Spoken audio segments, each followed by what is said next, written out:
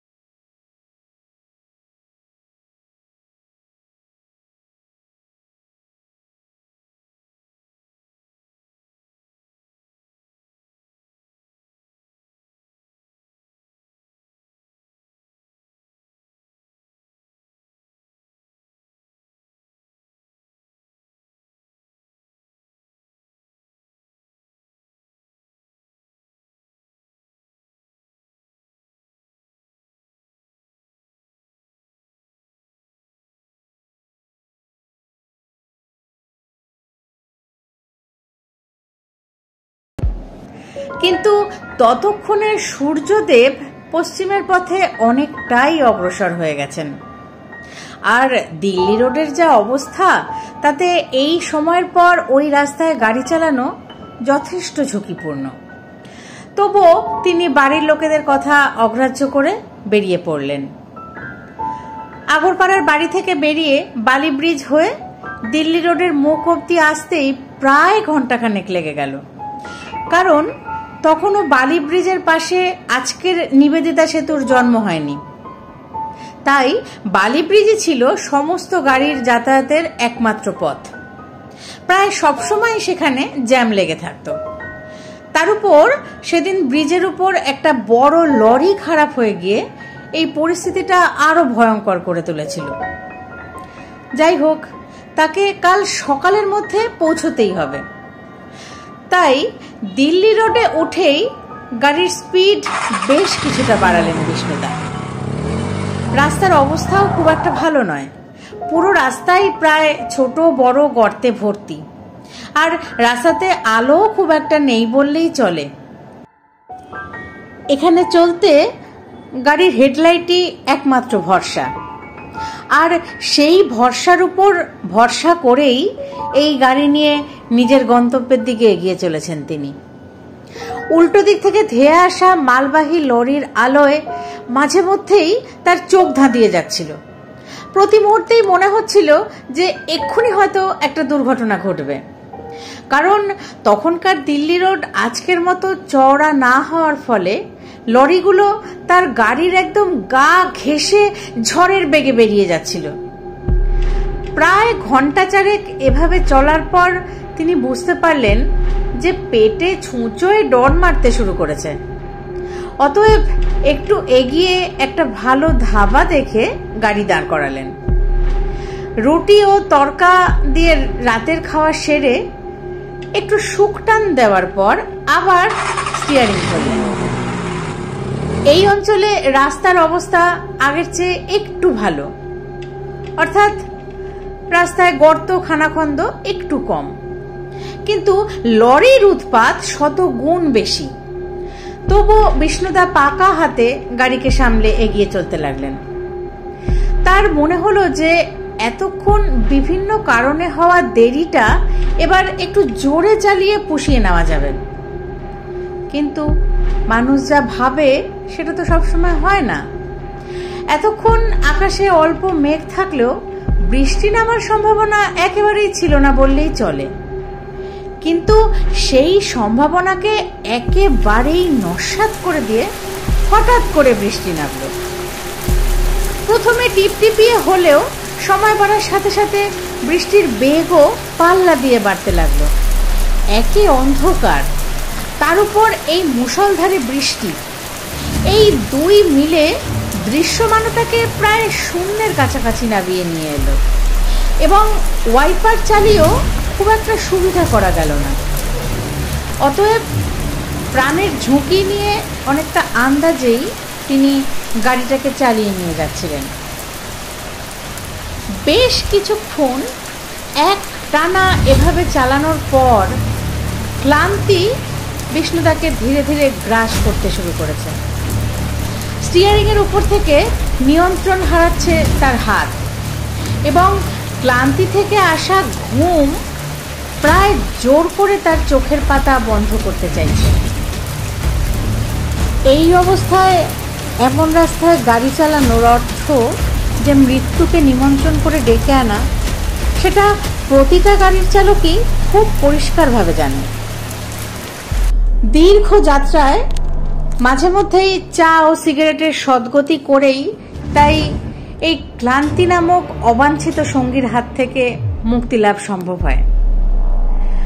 তার চোখ এবার রাস্তা থেকে সরে সাইডের দিকে খোঁজ শুরু করলো একটা চায়ের দোকানের। কিন্তু এই জনশূন্য রাস্তায় বহু দূর পর্যন্ত কোনো চায়ের দোকান তার চোখে এলো না।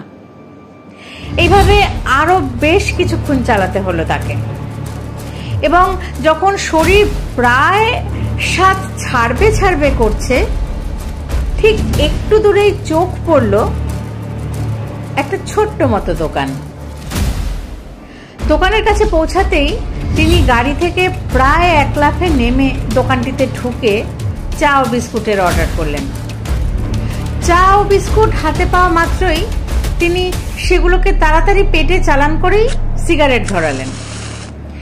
বৃষ্টি এখন অনেকটা কমে এসেছে, ঘড়ির কাঁটাও এগিয়ে চলেছে অতি দ্রুত। বেশিক্ষণ দাঁড়ালে পৌঁছাতে দেরি হয়ে যেতে পারে। তাই তিনি চা ও বিস্কুটের দাম চুকানোর জন্য দোকানদারের কাছে এগিয়ে গেলেন। দোকানদার কিন্তু কিছুতেই দাম নিতে চাইল না। তিনি খুবই জোরাজুরি করার পর দোকানদার বলল যে সে রাতে দাঁড়ানো সব গাড়ি চালকদেরই বিনামূল্যে চা ও বিস্কুট দিয়ে থাকে, যাতে তাদের ঘুম না পায়। কারণ এমনই এক বৃষ্টিমুখর রাতে এক গাড়ি চালক তার দোকানে ধাক্কা মারে, যার ফলে তার অপূরণীয় ক্ষতি হয়ে যায়। লোকে প্রথমে ভেবেছিল যে চালক হয়তো নেশা করে গাড়ি চালানোর ফলে এই দুর্ঘটনা ঘটেছে। সুস্থ হওয়ার পর গাড়ির চালক পুলিশকে জানায় যে দীর্ঘ পথ একটানা গাড়ি চালাবার ফলে ক্লান্তি থেকে তার চোখে ঘুম নেমে আসে, আর যার ফলে ঘটে যায় এই দুর্ঘটনা। দোকানদারের কি ক্ষতি হয়েছিল জিজ্ঞাসা করায় সে প্রসঙ্গ এড়িয়ে গিয়ে তাকে তাড়াতাড়ি চলে যেতে বলে, কারণ আকাশে এখনো ভালো মেঘ জমে আছে, যে কোনো মুহূর্তে আবারও মুষলধারে বৃষ্টি নামতে পারে। এরপর কয়েক কিলোমিটার পরই ঘন জঙ্গল শুরু হবে এবং রাস্তার হালও বেশ খারাপ। তাই বৃষ্টির মধ্যে ওই জায়গায় গাড়ি চালানো মানে বিপদকে নিজে থেকে ডেকে আনা। এই কথা শোনার পর আর কথা না বাড়িয়ে দাদা নিজের গাড়িতে উঠে পড়ে। স্টার্ট দেওয়ার পর গাড়ি ছাড়ার আগে অভ্যাসবশত ডান দিকের লুকিং গ্লাস এবং তারপর বাঁ দিকের লুকিং গ্লাসে তাকিয়ে নেন একবার। ডান দিকে সব ঠিক ছিল, কিন্তু বাঁ দিকে তাকাতেই তার শরীরে একটা বিদ্যুতের শক লাগার মতো অনুভূতি হয়। কারণ দোকানটা রাস্তার বাঁ দিকে হওয়া সত্ত্বেও বাঁ দিকের আয়নায় সেটিকে দেখা যাচ্ছিল না। ইঞ্জিন স্টার্ট অবস্থাতে রেখেই তিনি নেমে আসেন গাড়ি থেকে। তারপর দোকানের দিকে তাকাতেই আরেক চমক, না, দোকান তো নিজের জায়গাতেই আছে। তিনি হুড়মুড়িয়ে দোকানের সামনে এলেন। তাকে আবারও ফিরে আসতে দেখে দোকানদার জিজ্ঞাসা করলো যে তার আর কিছু লাগবে কিনা। আমাদের দাদা তখন আর কথা বলার মতো পরিস্থিতিতে নেই। তিনি কোনোভাবে আমতা আমতা করে বললেন যে তার কিছু লাগবে না এবং প্রায় দৌড়ে গিয়ে গাড়িতে উঠলেন। গাড়ি স্টার্ট করে আবার বাঁ দিকের আয়নার দিকে তাকালেন। তাকাতেই আবার ম্যাজিক, দোকানটা পুরো ভ্যানিশ। তিনি কিচ্ছু বুঝতে পারছিলেন না কি হচ্ছে। গলার ভেতরটা শুকিয়ে কাঠ হয়ে আসছিল, মাথাও ঘুরছিল। তার মনে হচ্ছিল যে বেশিক্ষণ এখানে থাকলে তিনি হয়তো পাগল হয়ে যাবেন। তাই প্রায় কাঁপা কাঁপা হাতে স্টিয়ারিং ধরে অন্য হাতে গিয়ার বদল করলেন। অ্যাক্সিলারেটরে চাপ দিয়ে ক্লাচের উপর থেকে পা আস্তে আস্তে আলগা করতেই গাড়ির চাকা গড়ালো তার গন্তব্যের দিকে। এইসব দেখে ওনার মাথা ঠিক কাজ করছিল না। সেই জায়গা ছেড়ে বেশ খানিকটা এগিয়ে গিয়ে গাড়ি সাইড করলেন দাদা। গাড়ি থেকে নেমে প্রথমে চোখে মুখে জলের ঝাপটা দিলেন। একটু আগে ঘটে যাওয়া ঘটনাটা এখনো মাথায় ঘুরপাক খাচ্ছিল। সেটা নিয়ে ভাবতে ভাবতেই গাড়ির বনেটের উপর উঠে বসে একটা সিগারেট ধরালেন। চায়ের দাম দিতে যাওয়ার সময় দোকানদারের কথা ও তারপরে ঘটে যাওয়া ঘটনাগুলিকে এক সুতোয় গাঁথতে শুরু করলেন তিনি। এবং সব ভেবে তখনই তার মাথাটা বাঁই করে ঘুরে গেল। দোকান ও দোকানদারকে খালি চোখে দেখা যাচ্ছিল, অথচ আয়নায় নয়, এবং আয়নায় অশরীরীদেরই একমাত্র দেখা যায় না। তার মানে গাড়ি ধাক্কা দেওয়ার ফলে দোকানদারের যে অপূরণীয় ক্ষতি হয়েছিল সেটা ছিল তার নিজেরই মৃত্যু। আর পরপারে গিয়েও তিনি এখন ড্রাইভারদের চা দিয়ে যাচ্ছেন, যাতে তার মতো ক্ষতি অন্য আর কোনো মানুষের না হয়। এইসব জট ছাড়তে ছাড়তে দাদার সিগারেটও শেষ হয়ে গিয়েছিল। উনি বনেট থেকে নেমে গাড়ির দরজার কাছে এসে হাতলে চাপ দিলেন, কারণ এখানে আর বসে থাকা যাবে না, এখনো অনেক পথ বাকি। কাল সকালে সঠিক সময় অফিসে রিপোর্ট করতে হবে। তো এই ছিল আজকের ঘটনা। ঘটনাটি ভয়ের থেকেও অনেক বেশি মর্মান্তিক। সত্যি আত্মা বা ভূত মানে সবসময় যে সে ভয় দেখাবে বা কোনো কঙ্কাল রূপী অবয়ব নিয়ে সামনে এগিয়ে আসবে, মেরে ফেলার চেষ্টা করবে, সবসময় কিন্তু এমনটা নাও হতে পারে। চায়ের দোকানি তার একজন বড় প্রমাণ। তিনি মারা যাওয়ার পরেও তার পরিণতির কথা ভেবে পরবর্তীতে তার মতো যেন আর কাউকে বিপদে না পড়তে হয়, তার জন্য এখনো প্রতি রাতে দোকান খুলে চা বিস্কুট দান করেন সকল ড্রাইভারদের।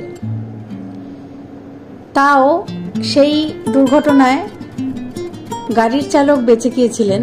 এরকম তো কত ঘটনা ঘটে, দোকানদার ভদ্রলোকও মারা যান, গাড়ির চালকও মারা যান। এরকম দুর্ঘটনা আকছার হাই রোডে হয়েই থাকে। সব ঘটনার খবর হয়তো আমরা পাইও না। মারা যাওয়ার পরেও এক পবিত্র পুণ্য কাজে নিজেকে নিয়োগ করেছেন, বেশ অন্যরকম। তোমাদের কেমন লাগলো আজকের ঘটনাটি আমাকে কমেন্ট করে জানাতে ভুলো না। আমার ঘটনা পাঠ যদি তোমাদের ভালো লাগে তাহলে লাইক, কমেন্ট, শেয়ার করতে ভুলো না বন্ধুরা। তোমাদের কাছে থাকা এইরকমই দুর্দান্ত গল্পগুলি আমাকে পাঠিয়ে দিতে পারো। ডেসক্রিপশন বক্সে আমার ইমেল আইডি দেওয়া আছে, rupkathasen2008@gmail.com। সেই সব ঘটনাগুলি আমি তোমাদের সবার সাথে একসাথে শেয়ার করে নেব। আর তোমরা তো জানোই সোমবার আর শুক্রবার সন্ধ্যে 6টা মানেই বং বাংলা ন্যারেটিভসের তরফ থেকে দারুণ কিছু ঘটনা তোমাদের কাছে আসতেই থাকে। তাই সেই সব ঘটনার সাথে থাকতে হলে আমার চ্যানেলটিকে সাবস্ক্রাইব করে আমার পাশে থেকো বন্ধুরা। তোমরা কে কোথা থেকে ঘটনা শুনছো আমাকে জানিও। আমার খুব ভালো লাগবে জানলে যে তোমরা কে কোথা থেকে ঘটনা শুনছো। তোমাদের কমেন্ট আমার পড়তে ভালো লাগবে, কিন্তু তোমাদের কমেন্ট আমি সেরকমভাবে পাচ্ছি না। তাই তোমাদের কমেন্ট আমি ঘটনা শেষে পড়তেও পারছি না। তোমরা প্লিজ আমাকে কমেন্ট করো। আজ তাহলে এই পর্যন্তই। আবার আরেকটি ঘটনা নিয়ে চলে আসবো আগামী দিন। ধন্যবাদ।